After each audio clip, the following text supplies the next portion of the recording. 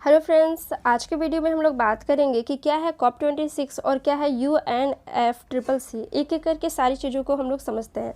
उससे पहले हम बात कर लेते हैं कि देखिए, प्रकृति जो है, पर्यावरण जो है, हम लोगों से बिना कोई पैसा लिए, बिना कोई टैक्स लिए निःशुल्क रूप से अपनी सारी संपत्ति, सारे संसाधन हम लोगों को देती है। चाहे वो मिट्टी की बात हो, चाहे पानी की बात हो, चाहे हवा की बात हो, कुछ भी हो, सारी चीज़ें हम लोगों को वो फ्री में ही मिल जाता है। लेकिन हम लोग क्या करते हैं कि उन सारी चीज़ों का इस्तेमाल तो करते हैं, यूज़ तो करते हैं, लेकिन इतना ना उसका दुरुपयोग हम लोग करते हैं, इतना ना प्रदूषण को फैला देते हैं कि पृथ्वी भी, प्रकृति भी जो है हम लोगों से तंग आ चुकी है। और इसका परिणाम के तौर पर देखा जाए तो प्रकृति का हमें भयानक प्रकोप देखना पड़ता है। अलग अलग देशों में अलग अलग तरह के प्रकोप देखने के को हम लोगों को मिल जाते हैं। चाहे ऑस्ट्रेलिया के जंगल में आग लगने की बात हो, चाहे सऊदी अरब में ओले पड़ने की बात हो, तो कोई भी देश जो है प्रकृति के प्रकोप से नहीं बच सकता है, नहीं बच पाया है। तो बहुत सारे इसके एग्जाम्पल जो है हम लोगों के सामने भरे पड़े हैं। ठीक है, अब यहाँ पे बात करते हैं कि UNFCCC क्या है और COP26 क्या है। देखिए, पृथ्वी का क्लाइमेट जो है वो लगातार बढ़ते जा रहा था। ठीक है, तो इससे क्या था कि पर्यावरण को खतरा था। तो 1992 में ब्राज़ील के रियो में एक सम्मेलन हुआ जहाँ पे UNFCCC का गठन किया गया। इसका मेन टारगेट रखा गया कि हम पृथ्वी के तापमान को 2 डिग्री सेल्सियस से ज़्यादा नहीं बढ़ने देंगे। तो इस सम्मेलन में जहाँ पे UNFCCC यानी कि United Nations framework convention on climate change का गठन किया गया, तो इसे ये जिम्मेदारी दे दी गई कि पर्यावरण का ध्यान रखना, पर्यावरण के बारे में सोचना, गहन करना, ये रिस्पॉन्सिबिलिटी अब किसकी है? आपकी है। लेकिन इसका मतलब ये तो नहीं कि UNFCCC के जो भी मेंबर्स हैं, जो भी इसका काम होगा, ये घर घर जा कर के, एक देश, एक शहर जाकर हमें पर्यावरण प्रदूषण के बारे में बताएंगे, कार्बन का कम रिलीज़ करने के लिए बताएंगे। ऐसा तो नहीं होता है। तो इसके लिए क्या होने लगा कि हर साल वार्षिक बैठक होने लगा। ठीक है, इसकी अगर सदस्य देश की बात करते हैं तो भारत समेत UNFCCC में भारत समेत जो है 197 देश इसमें मेंबर हैं। और इसमें जो हर साल वार्षिक बैठक होने लगा, इस बैठक को हम लोग कॉप यानी कि कॉन्फ्रेंस ऑफ पार्टीज़, यहाँ पे पार्टीज़ का मतलब देश होता है, कहते हैं। कॉन्फ्रेंस ऑफ पार्टीज़, कॉप बोले तो कॉन्फ्रेंस ऑफ पार्टीज़ कहते हैं। इसकी पहली बैठक जो हुई थी 1995 में बर्लिन में हुई थी। ठीक है, तो इसका गठन 1992 में, लेकिन इसकी पहली बैठक की अगर हम लोग बात करते हैं तो 95 में हुई थी। ठीक है, इसकी अगर सबसे इम्पॉर्टेंट हम लोग बैठक की बात कर लेते हैं तो 2015 में COP21 पेरिस फ्रांस में हुआ था, सबसे महत्वपूर्ण रहा। अभी बात करते हैं हम लोग कि क्या है COP26। ठीक है, देखिए, अभी जो है वो 31 अक्टूबर से 12 नवंबर तक का जो तिथि है वो COP26 है। ये जो है स्कॉटलैंड के ग्लासगो शहर में इसे निर्धारित किया गया और इसके जो होस्ट कर रहे हैं वो यूके कर रहा है, इसका होस्ट यूके कर रहा है।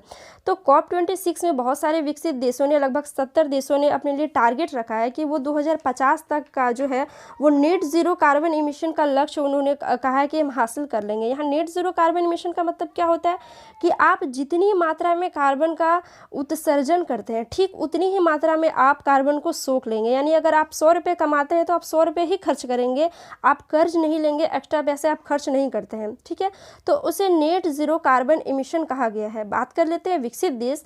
तो देखिए, वो तो अपने लिए जो है वो ज़्यादा कार्बन का उत्सर्जन करते हैं, नो डाउट्स, ज़्यादा कार्बन वो उत्सर्जन करते हैं।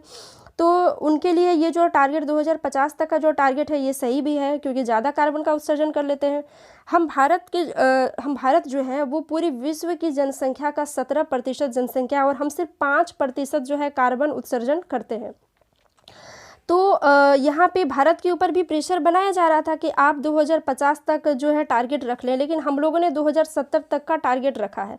हम भले ही 5% कार्बन का उत्सर्जन करते हैं, लेकिन इसका मतलब ये नहीं कि हम पर्यावरण प्रदूषण में अपनी भूमिका नहीं निभाते हैं। बिल्कुल हम निभाते हैं, सारे देश निभाते हैं।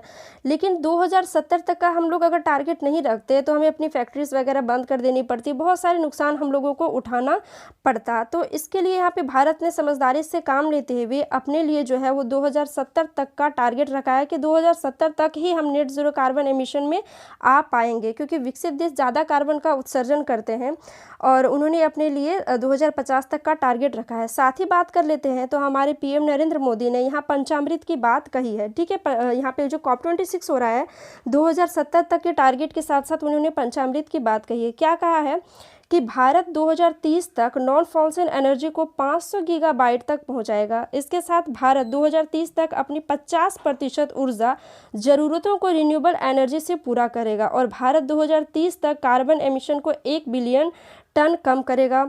इसके साथ ही 2030 तक अपनी अर्थव्यवस्था की कार्बन इंटेंसिटी को 45% तक कम करेगा। ठीक है, उसके साथ ही कहा है कि अगर ये सारी चीज़ हम लोग करते हैं तभी जाके हम लोग 2070 तक जो है वो नेट ज़ीरो एमिशन का लक्ष्य हासिल करेंगे। अगर भारतीय रेल की बात करते हैं तो उन्होंने नेट ज़ीरो कार्बन एमिशन का लक्ष्य अपने लिए 2030 तक का रखा है। साथ ही जो LED बल्ब्स होंगे वो हमारे लिए मददगार साबित होंगे नेट ज़ीरो कार्बन का लक्ष्य हासिल करने में। तो इसके लिए क्या करना पड़ेगा, हमें बहुत मात्रा में, भारी मात्रा में हमें जो जंगल लगाने पड़ेंगे, ट्रीज़ लगाने पड़ेंगे, तभी जो है हम नेट ज़ीरो कार्बन एमिशन का लक्ष्य जो है हासिल कर पाएंगे। यानी हम जितना कार्बन का उत्सर्जन करेंगे तभी जाके हम उतना कार्बन को हम सोख पाएंगे। तो आई होप कि आपको समझ में आया होगा कि COP26 क्या है, UNFCCC क्या है, भारत ने पंचामृत में क्या बात कहा है, क्या रीज़न रहा है कि उन्होंने 2070 तक का अपने लिए टारगेट रखा है, विकसित देशों ने यहाँ पे किस तरह के वादे किए हैं, ये सारी चीज़ जो है आपको समझ में आ गया होगा। ठीक है, तो मिलते हैं हम लोग नेक्स्ट वीडियो में, तब तक के लिए बाय बाय।